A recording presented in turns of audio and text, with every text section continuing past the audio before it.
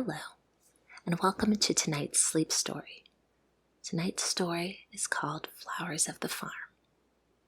So relax, cozy up, and take a deep, calming breath,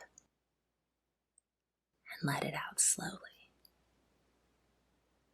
Let your head relax back onto the pillow, and loosen the tension in your shoulders. Relax your arms.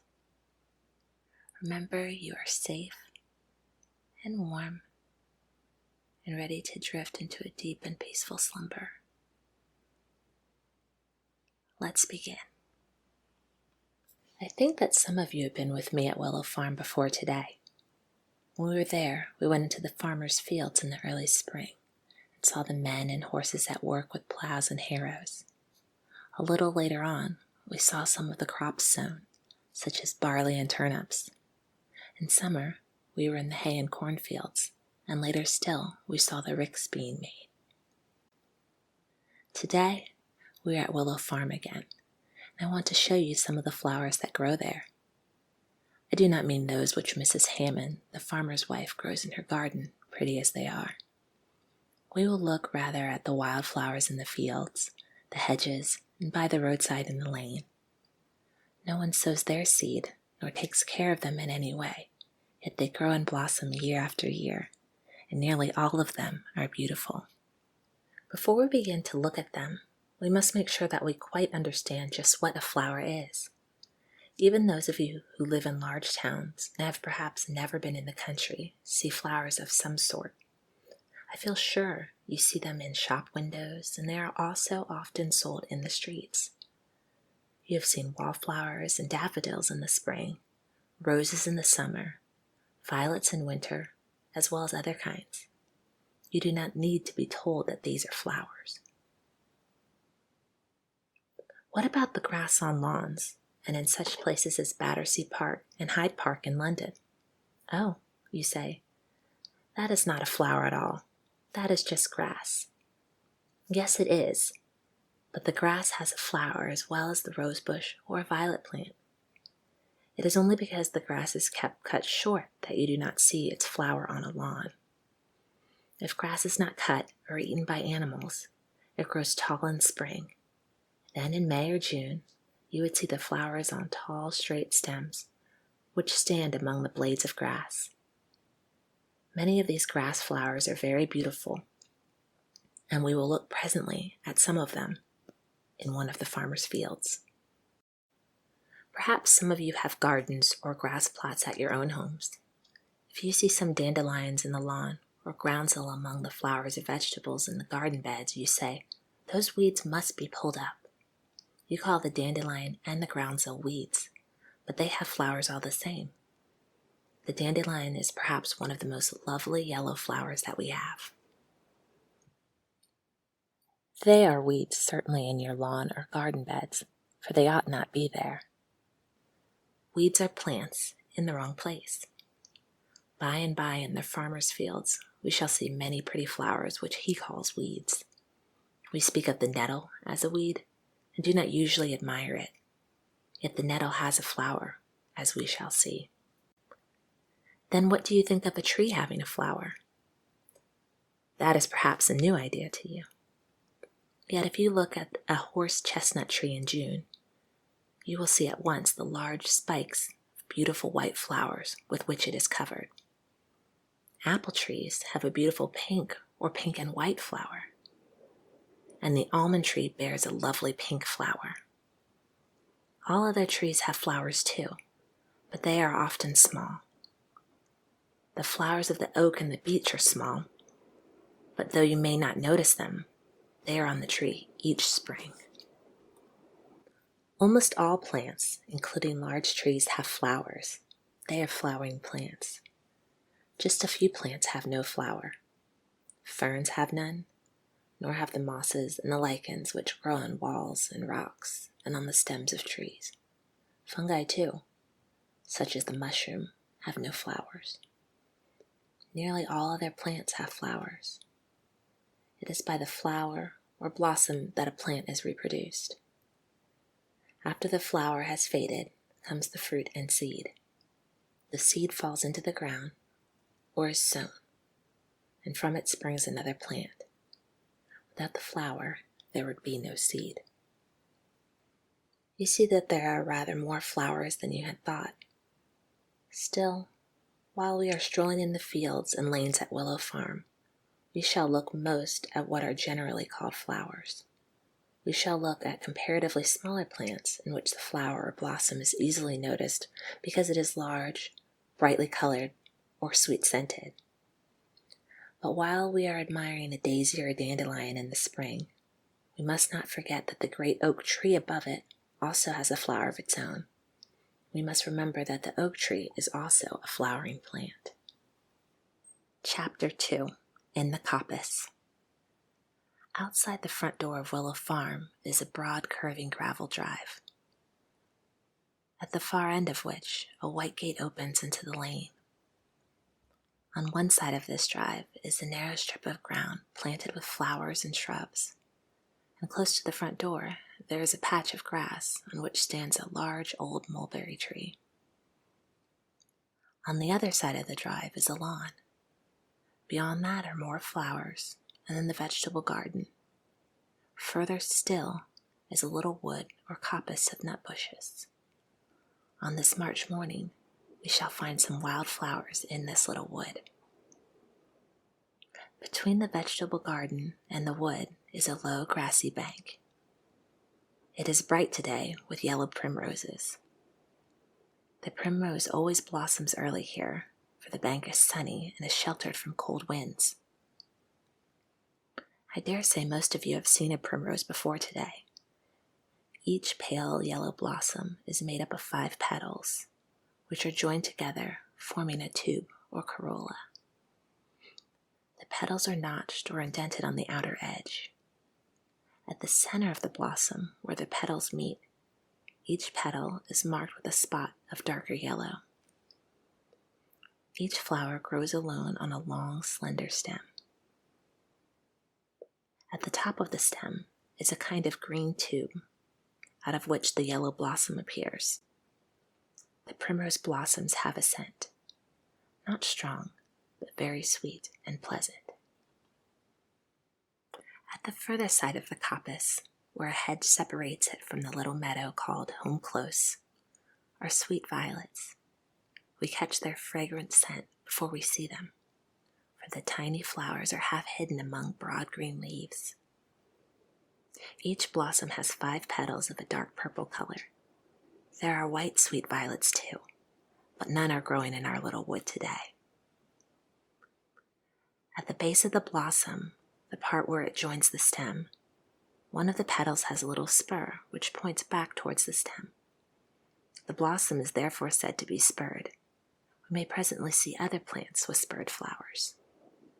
There is another violet which grows wild in England, the dog violet. It is larger than our sweet violets here, but it has no scent. While we have been examining the flowers on the ground, the nut bushes above our heads are waiting to remind us of what we said just now, that trees also have flowers. The flowers of the nutbush or hazel are easily seen, for they appear before the leaves are open. What we see today are often called catkins, but the name which country children give them is lamb's tails. It is a very good name too, for they are more like the tail of some tiny lamb than anything else. These catkins are yellowish white in color and soft, almost woolly to the touch.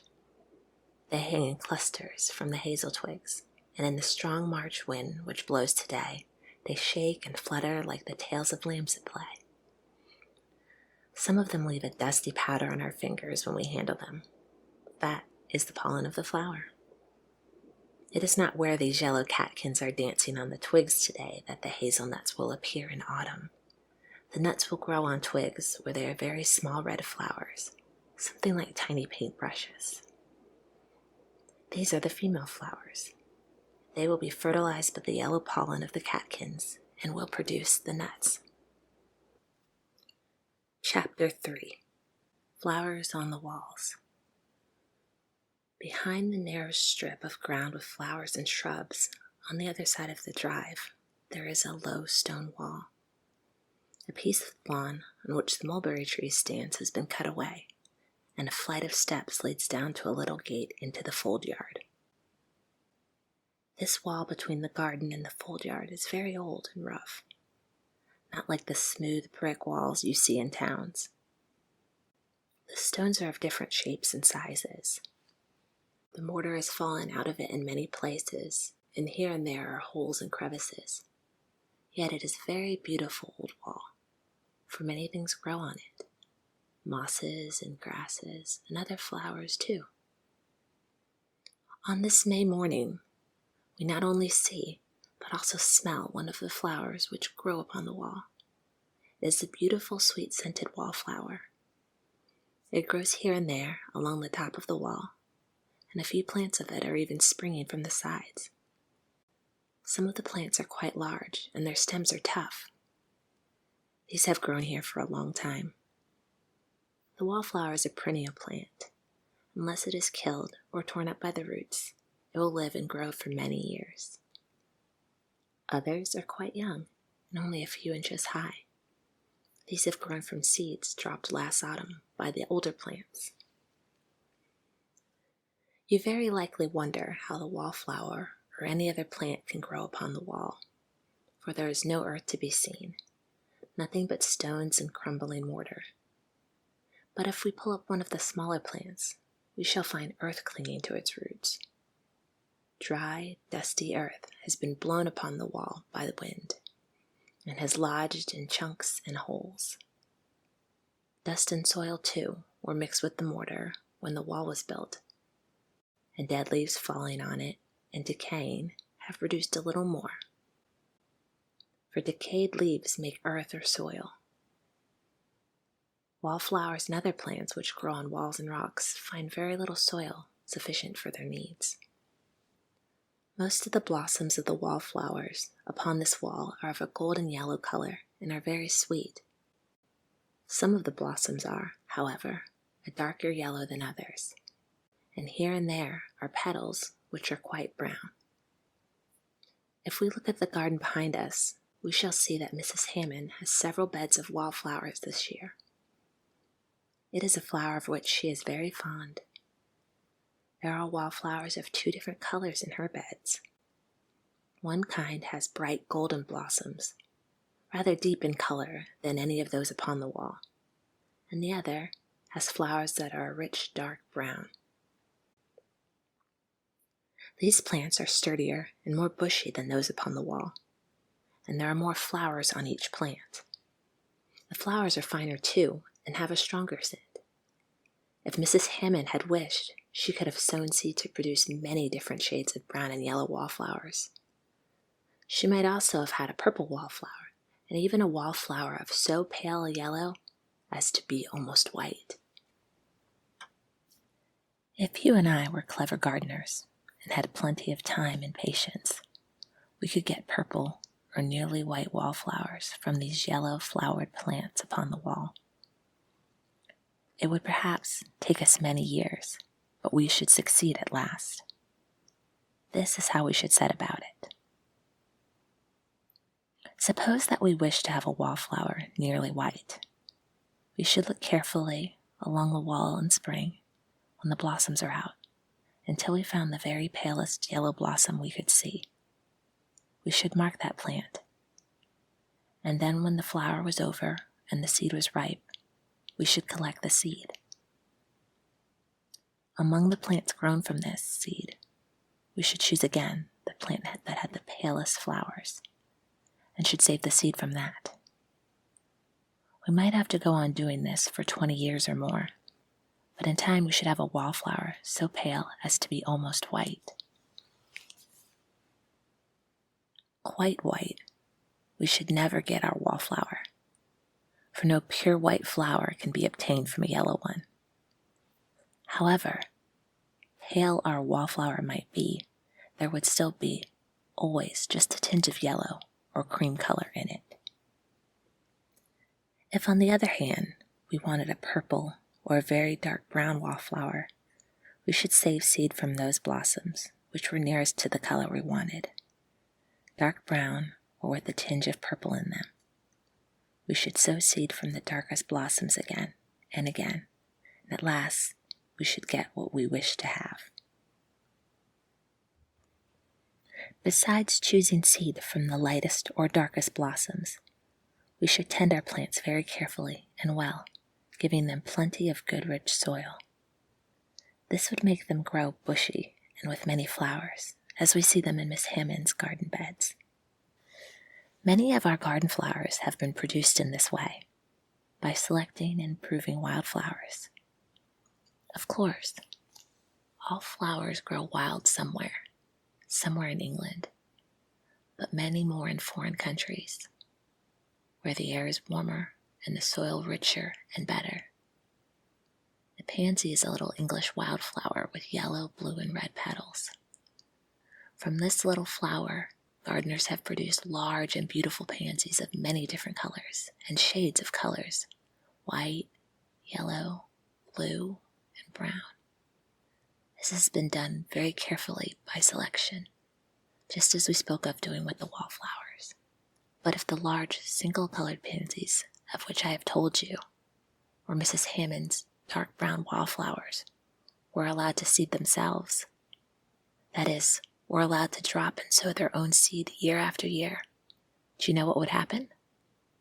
They would gradually revert or turn back to their original form and color. The flowers would become mixed in color and less fine in size. And at last, they would be simple wildflowers again. Now it is June, and the blossoms of the wallflower have faded and fallen. The old wall is, however, growing gay with another plant, the red valerian. We must be careful to remember that it is the red valerian, for there are other valerians. There is the great valerian, which does not grow on walls or rocks, but in damp and shady places. Its flowers are a pale pink. The blossoms of the red valerian on the wall are bright crimson, and they grow in rows on small stems which spring from a stout stalk a foot or 2 in height. Each blossom of 5 petals forms a little tube or corolla. The base or foot of each little tube appears as a point on the underside of the flower stem. The red valerian, like the violet, is a spurred flower. The leaves are long and pointed, and they grow in pairs on opposite sides of the stalk. Sometimes the edges of the leaves are quite smooth. Sometimes they are serrated, or toothed like the edge of a saw. If we pull a plant of red valerian from the wall, we should find the roots very long and branching. They need to be, so the plant often grows on rocks and other places where it is exposed to wind. If the roots had not a firm hold, the tall stems laden with blossoms might be blown down. The red valerian flowers all through the summer. Its cluster of crimson flowers are as great an ornament to the old wall as were the wallflowers in May. Now let us go down the steps into the fold yard. There is a wall on either side of us as we descend. The wall, which faces the north, is nearly always in shadow, and there are ferns growing, but out of it between the stones. One of these is a beautiful hart's-tongue fern with large and shining leaves. We said just now, however, that ferns have no flowers, so we will turn to something that grows on the opposite wall. This is the ivy-leaved toadflax. It grows on walls and rocks as the red valerian does, but is a very different plant in appearance. The stems of the red valerian are tall and upright. Those of the toadflax are slender and drooping. There is a large mass of it on the side of the wall, and we find that the root is at its highest point of the whole mass. The stems with the flowers and leaves hang down below the root. It is a trailing plant. There are, however, other roots clinging to the wall here and there below the main root. plant, like several others, is able to throw out fresh roots from the joints of its stems, and these give it a firmer hold. The flowers are small, and their color is a pale lilac blue with a bright yellow spot in the center. These flowers, too, are spurred. The leaves are smooth and thick, what is called fleshy.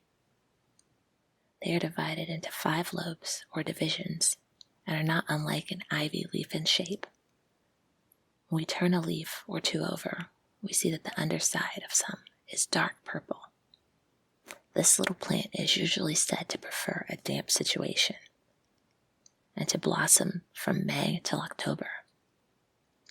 The wall beside the steps is certainly rather damp, for the moisture from the garden above soaks down into it. In my own garden, however, the ivy-leaved toadflax grows on some very dry old walls, and I have found it in flower in the middle of December. Neither the toadflax nor the red valerian are really natives of England. They were brought to our country many hundreds of years ago. They have spread so much that they have now become wildflowers. In the same way, many other of our wildflowers were once unknown in England. Now that we have come down the steps into the fold yard, we see that it lies a good deal below the house and the garden. Built round the fold yard are stables for the cart horses, the cow houses, and the great barn. Behind the stables, in the rickyard, that like the garden is above the fold yard. From there are only 2 or 3 steps to the door or the loft or tallet above the stables. It is there that we will go now. The wall of the tallet is of stone and is very old. The roof is tiled. There is a little hole cut in the bottom of the door, and you will see one like it in the door of the granary. It is made so that the old Tib and the other cats can go in and catch mice.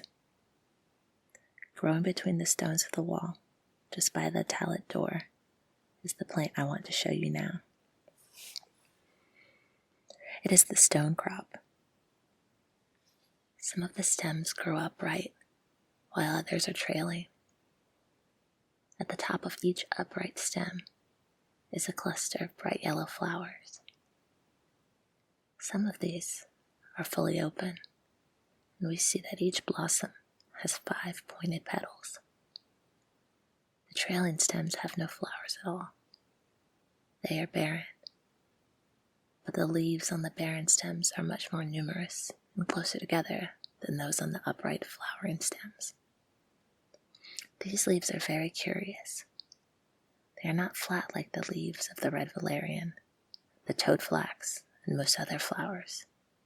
They are very thick and fleshy, something like a short, round, pointed stick. They grow close against the stalk, not in pairs, but alternate, first a leaf on one side of the stalk, then on the other. They are erect, too. That is, they point in the same direction as the stalk.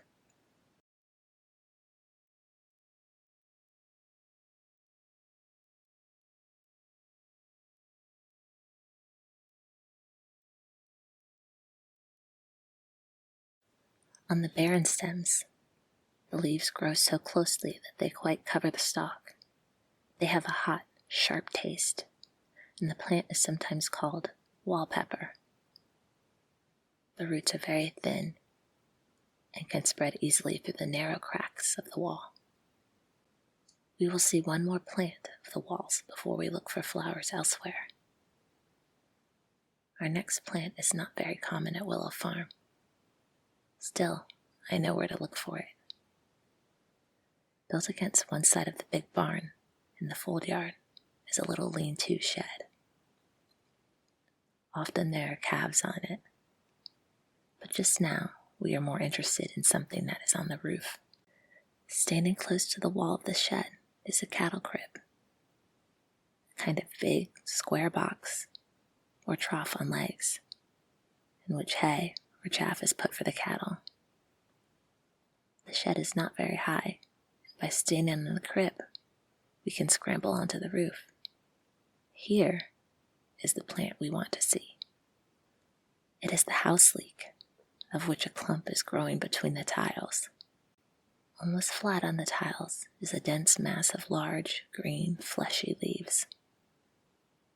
These leaves are evergreen.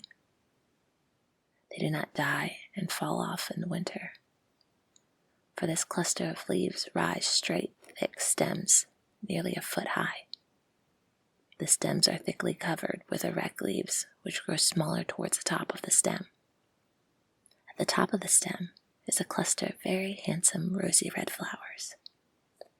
Each blossom is star-shaped when fully open, and generally has 12 petals. If we could see the roots, we should find them very thread-like or fibrous, like those of other flowers we have been looking at today. I do not think I can very well show you the roots, however, or we would have to pull up the plant, and that would not please Ben, the cowman, at all.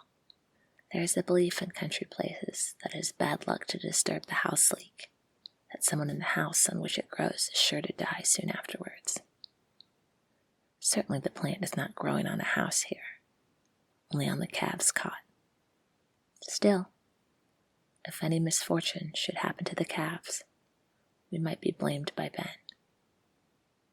Besides, it would be a pity to disturb a handsome plant, wouldn't it? We have spent some time in looking at these flowers on the walls and the roof because we think them very wonderful. We see how little soil they can have in which to grow, and how in dry weather they can have very little moisture either. Yet the leaves of several of them are thick and fleshy, and the flowers of some are large and beautiful. What could be more handsome than the blossoms of the wallflower, the red valerian, and the house leek?